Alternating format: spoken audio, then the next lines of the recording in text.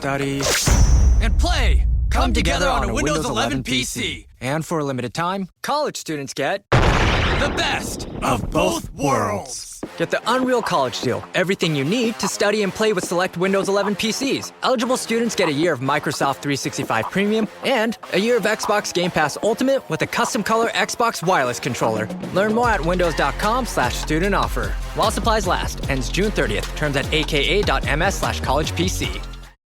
Some things are impossible to miss. Like an elephant in the room. Or a bull in a china shop.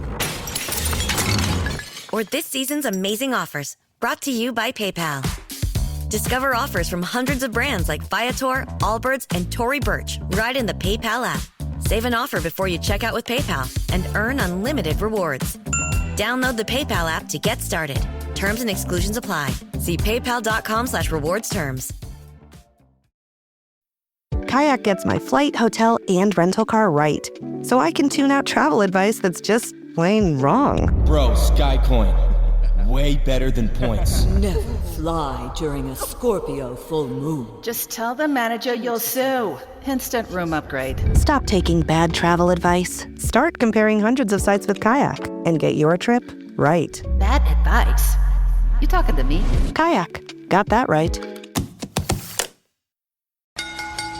Welcome to Wrestling with Heart, a podcast looking at pro wrestlers giving back to their community.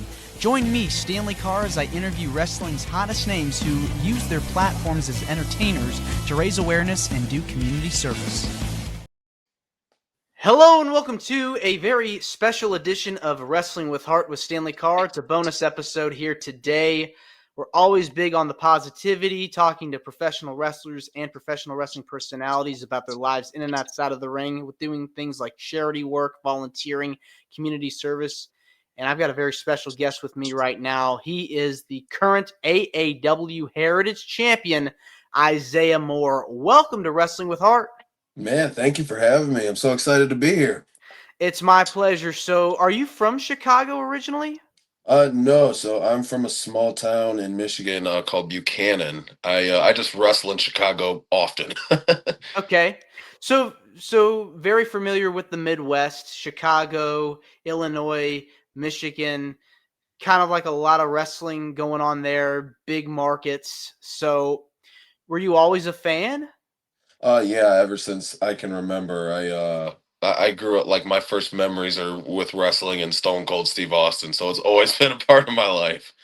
So I take it you grew up in the Attitude Era. Yes.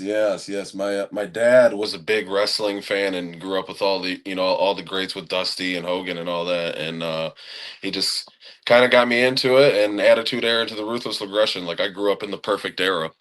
Definitely did, and I feel like there's just so much. I guess, like, you could say, like, you kind of grew up from Hogan to Austin. I feel like it was a perfect transition of, like, the kid-friendly cartoon-esque type of characters, and then just a few years later, you grew up with this product, and it grows with you in a sense, because it starts becoming more edgy and adult-oriented, and these crazy storylines. And so, Austin, I guess, was your favorite? Oh, absolutely. That's, to me, that there's no debate on who the greatest of all time is. It's Stone Cold Steve Austin. What's your favorite Stone Cold Steve Austin match? Him and Bret Hart at WrestleMania 13. That's the match that, obviously that happened the year I was born, but getting to watch it later on, that was literally the match that I was like, I want to do this. Yeah, and I feel like too, it's like it was a very personal feud.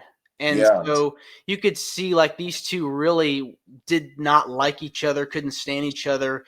And then you start seeing all the blood coming out of Stone Cold when Bret Hart's putting him in the sharpshooter. And it's like, oh my gosh, it's pandemonium. Yeah, it's beautiful. It's art, man. Like, it's literally like, it's just the beauty of what we do, man. Like, it's my favorite match of all time. It's my favorite story of all time. Like, it doesn't get better than that to me, you know?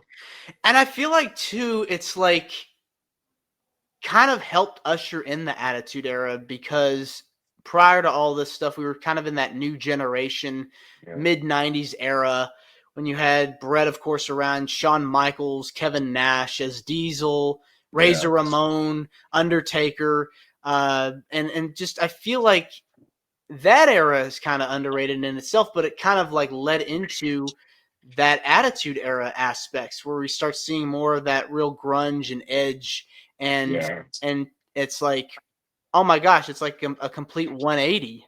Yeah, it's such a crazy difference. It's like you say, getting into that edgy stuff, and like with everybody, everybody wanted a change in wrestling at that point, and like exactly what we needed. But even going back to it being like the golden era, being underrated, like that's some of the best wrestling, and some where like I do my studying because that's the art of the actual storytelling in wrestling. Like that's some of the best stuff that you'll ever see. I mean, Jake the Snake Roberts, I feel like was a Yes. very good character because he just had so much psychology Yes. when he would try to like intimidate his opponents with Damien. And so like you had that, you had Macho Man, you had Mr. Perfect, Kurt Hennig. Oh my Yeah. gosh. Just I feel like guys that were like showmen and, Yes. and people that I feel like had like a very unique persona to them, right? I mentioned Yeah. Undertaker just a bit ago. He started his WWE run during that period. Yeah. Yeah, So it's wild to watch like how he transitioned into every era. It's like crazy. and two, it's like it's another example of like someone that I feel like is such a constant, right? You had the Dead Man, you had the Ministry of Darkness, the Yeah. American Badass, and so on and so forth. He would constantly change, and it's just Yeah. he's someone that's like synonymous with the WWE and professional wrestling as Yeah. a whole. Like the ability to adapt, man. That's like there's no better example of a character in wrestling and being able to go through every era, even now with the reality era. Like he's doing his mark stuff, but like it's just crazy to see how someone can adapt to everything, every change of every crowd. Like it's just amazing. It is. So you knew right at a young age you wanted to pursue this as a profession. Oh yeah, oh yeah, wholeheartedly. I don't think I ever really wanted to do. I played sports in high school and stuff, but it was like, how do I become that? you know? Well, let's talk about that. What sports did you end up playing growing up? I was always I didn't play many. Like I was decent at pretty much everything, but I stuck with basketball and football. My dad was a big basketball guy and watching Michael Jordan with him in the hardwood classics and stuff. So I was real big in basketball. I loved football, but like I said, it was just how am I getting to wrestling? Well, I'm sure kind of transitioning into wrestling, playing sports kind of helped prepare you for this lifestyle. Yeah, for sure, for sure. Definitely, especially being able to be coachable. Like I had some good coaches in school, so being able to learn fast and like I graduated the summer that I graduated is when I started wrestling, so it was like a perfect transition into it. When I've talked to people on the show about training, it's very hard. It's intense. You really have to condition your body to get Yeah. it in shape. And so, coming from a sports background, playing basketball, um, did you notice any differences? Because it's still like it's kind of a contact sport, but it's Yeah. a different kind of physicality. Because wrestling, you're using your body a lot. Yeah, I noticed completely. Like, training for wrestling is unlike training for anything else, you know what I mean? Like you can be in shape and have great cardio and stuff like that, but that doesn't mean anything when you take that bump and all the wind gets knocked out of you and you have to keep going to the next thing, you know what I mean? It was quite like the shocker to say the least of like, whoa, this isn't just doing wind sprints or this isn't just 10 and 60 up and down the court. This is a whole new ball game. But I would say still the athletic background did help with at least the mentality of like, no, let's get through this. And two, it's like you're constantly being put through the ringer. These coaches, they're pushing their guys hard and girls hard to really be successful. And so, what pieces of advice did you get early on in your training as a pro wrestler that's kind of stuck with you today? Just to not give up, to not get not get frustrated. Like it becomes hard, especially when you're learning this and you may be behind on some things and someone else is picking up on them, but it's just to stay consistent. Like that's one of the biggest thing. Like I train people now too, and that's one of the things that I say immediately is just stay with it. Consistency is key, and if you can get through that, or you get through that initial training, you'll be fine. It's all about repetition because you're Yeah, constantly learning new things every day, but you always want to make sure you can retain that information because at some point someone might ask you, "Hey, do this, do that move," and you don't want to forget. You want to make sure that you can remember it and execute it perfectly too. absolutely. Yeah, absolutely. Like repetition is huge. Like I don't care with some of the students I've had now. Like some of them will pick up easily and be able to, hey, we learned roles in this amount of time, and bam, they're ready to go for the next thing. And then some of them are, it's 2-3 weeks, and they're still kind of in that bubble of, man, I can't quite get this, but it's like we're gonna do this until we get it and get it right safely. So this is never an issue. How do you feel about training new wrestlers? Because it's different from when you yourself were trained as a student, but Yeah, now you're training the next generation. yeah.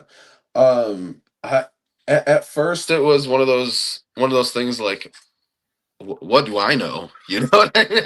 It's like one of those things like, oh, you hear you're good, but it's like you're teaching somebody else and like hoping that they retain this information and are able to do some great things. And so at first it was a little bit like I don't know because I didn't want to be that guy, but I can say that I've been blessed to see some of my students do tremendous things. I got two students right now that are on AAW, Twist and Flip. Those are my boys, and they've been doing amazing things. Thomas Himes, another one, and he's in 1 year he's already been on Ring of Honor. He's done AEW stuff, done extra work for WWE. He's doing an amazing job, and so it's like I feel good about it now that I'm seeing the result of it. Yeah, you're doing your job and, Yeah, and being a good mentor to these guys that are going to go hopefully become big stars in the future. yeah, absolutely. So starting out in the business, you make your debut. I've had people on the show talk about their first matches.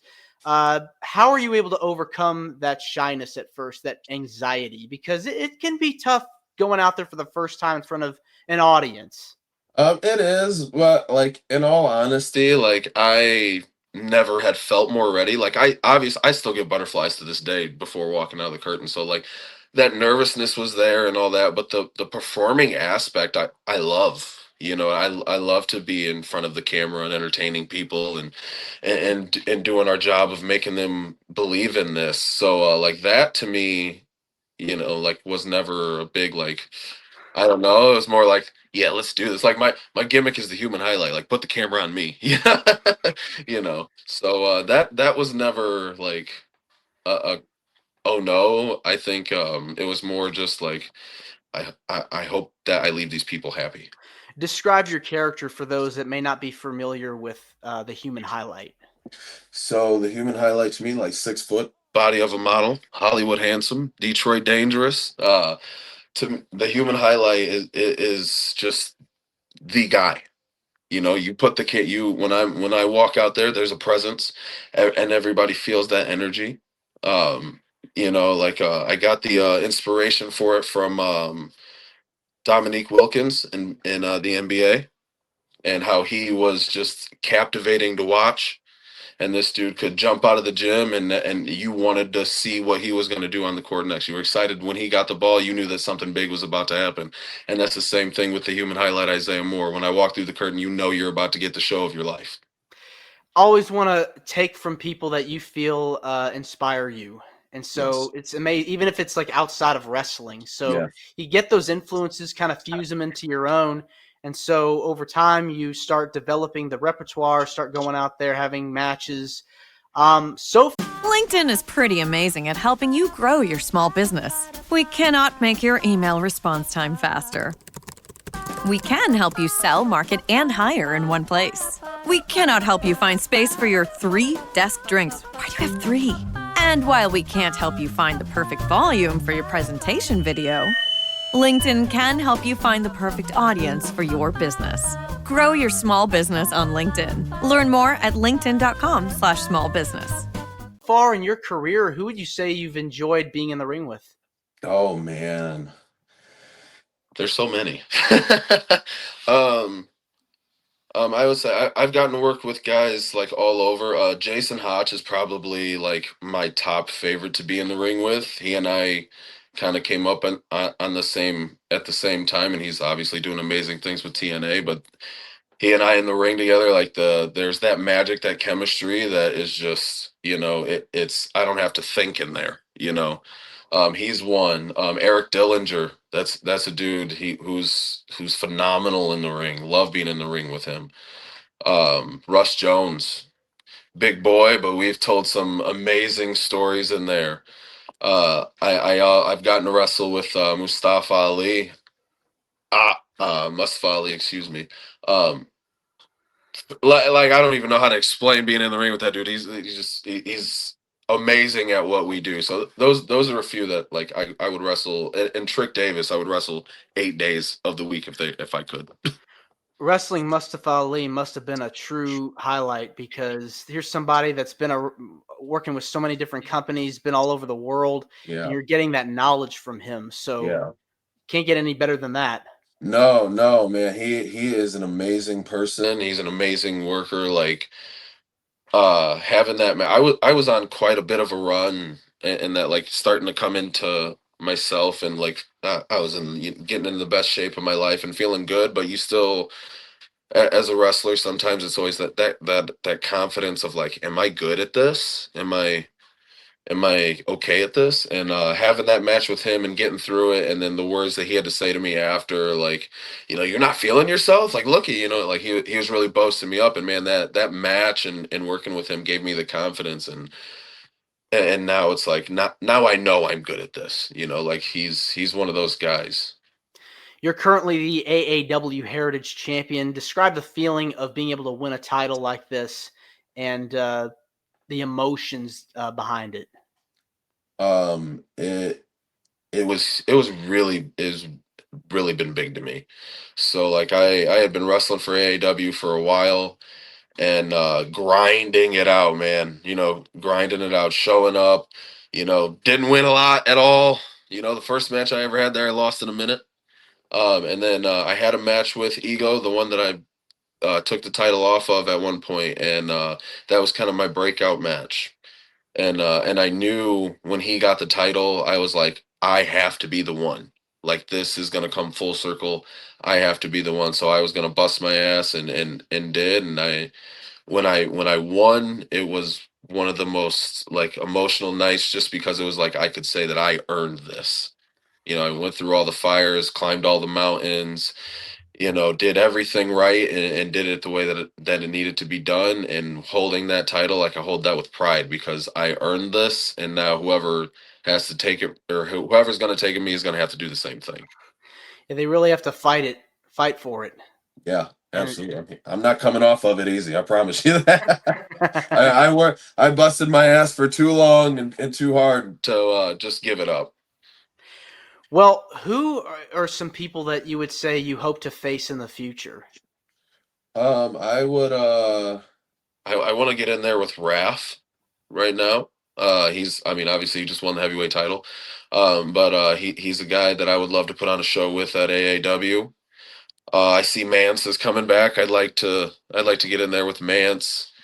There's a few guys, even some of the guys that are just showing up, like Amazanga. He's a guy that I'd like to be in there with. I'd love to have a singles match with Joey Avalon. Dude, he's underrated. I'd love to have a match with him. I'll work with anybody. You know what I mean? I want to wrestle everybody at this point. Like just send them all, and let's find out who's the best. Do you have future goals that you want to accomplish in the business? They could be with AAW, they could be outside of AAW. What are some things that you would like to do in the wrestling business going forward? Sign a contract. Wrestle for TNA again. I want to start making this the full-time job that it needs to be.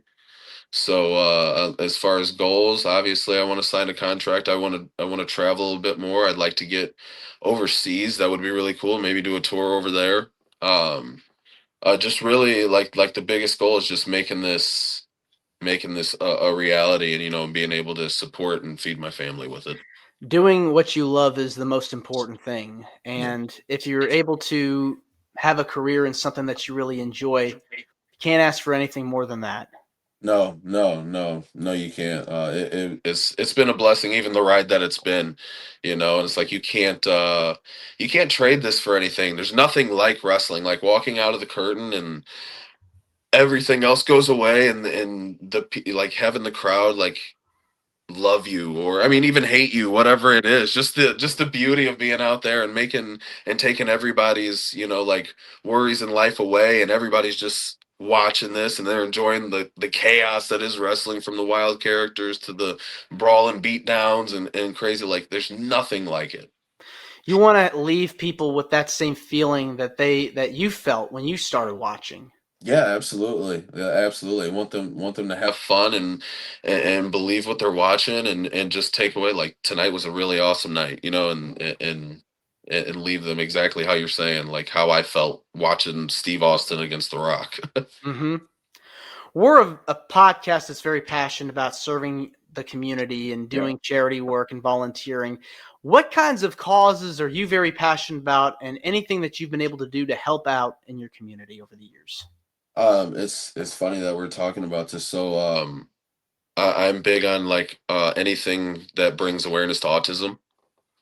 I have a son, I have a brother that have it as well. And what's cool about it this year is, so every year I have tried to put on a birthday show for my brother, because he wanted to be a professional wrestler, and just certain things prevent him obviously from doing this how I do it. So every year I put on a birthday show for him, so he gets to live his dream. And so, like, I wrestled him the first time. We've done a tag match together. Last year he wrestled one of the local guys around here, and so this year we're putting on it, but we're gonna make it an actual full show where the proceeds of it are gonna go to Autism Speaks. So that's something that I'm really, really passionate about, is bringing awareness to that, and hopefully this show goes amazing. I've got some good support on it through Pro Wrestling King. They're a sponsor on that. RentAWrestlingRing.com. Fisher's Barbecue in South Bend is where we're going to be having the event, and so hopefully we can pack it in for him. And in the main event, it's going to be me and him again, and he wants to do crazy stuff, so I think we're gonna have some type of no DQ match, and my brother's gonna kick my ass. So Well, let's talk more about this, because is this a cause that you've been very involved with, and what other events in the past have you been able to do to support autism awareness? so this is the first one. I've had to do, like, talk to a group of people and start to like understand what I could do to make this happen and things like that. It's something that I've just been learning about. I've always wanted to be more involved. I think I just needed more of an understanding of how to get to this point. So this is the first real event that I'm able to, and I'm trying to make this an annual thing now, and get more involved in that. Oh yeah, I mean, anything that you can do to help spread more awareness about this cause and try to educate people on what's happening, on the things that you can be able to make a difference for, all the better. Yeah, absolutely. Because like, and my thing is like, I grew up with my brother, so obviously I've been around and have an understanding. And like, people with autism are amazing. They're some of the smartest people in the world, and when they're passionate about something, man, they're passionate about something. Like, I would love at some point, when I'm able to get my own school and things like that, to do something where they would like, I'd be able to train people, and have them put on like monthly shows.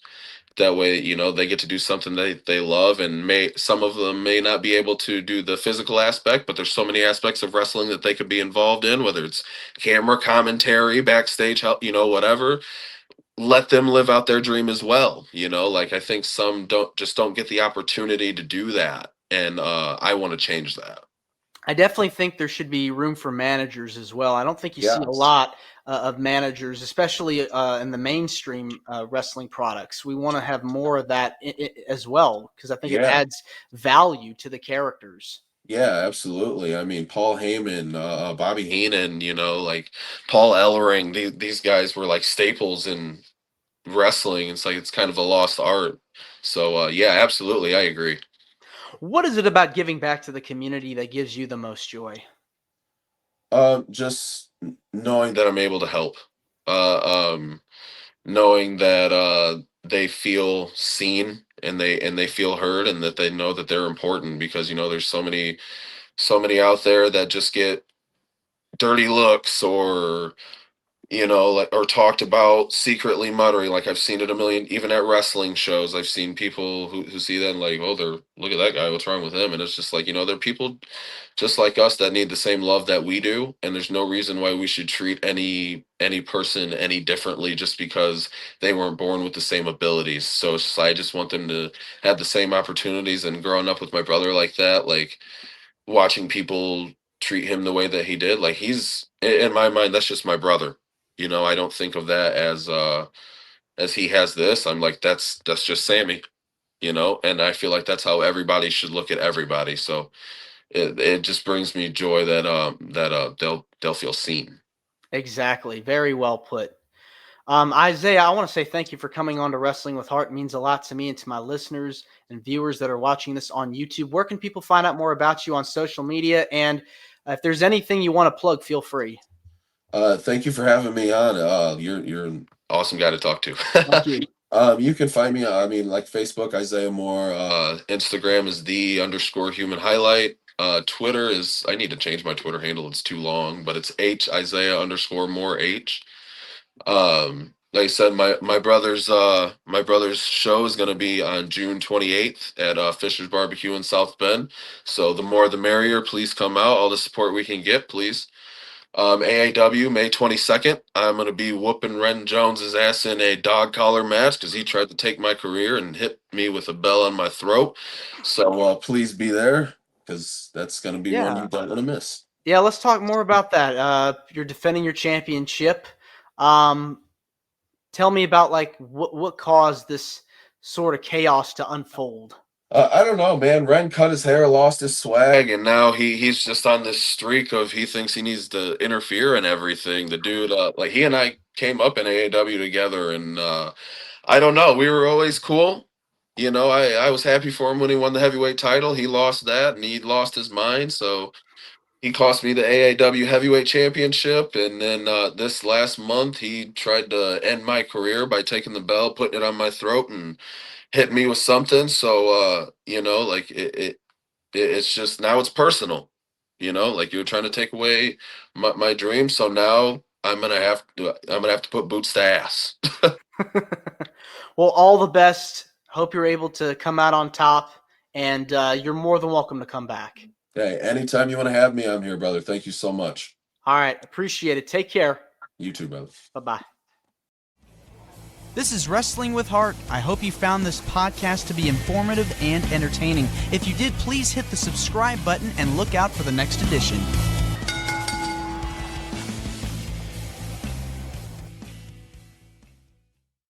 Ryan Reynolds here from Mint Mobile. I don't know if you knew this, but anyone can get the same premium wireless for $15 a month plan that I've been enjoying. It's not just for celebrities. So do like I did and have one of your assistants switch you to Mint Mobile today. I'm told it's super easy to do at mintmobile.com/switch. Upfront payment of $45 for 3-month plan, equivalent to $15 per month required. Intro rate first 3 months only, then full price plan options available. Taxes and fees extra. See full terms at mintmobile.com.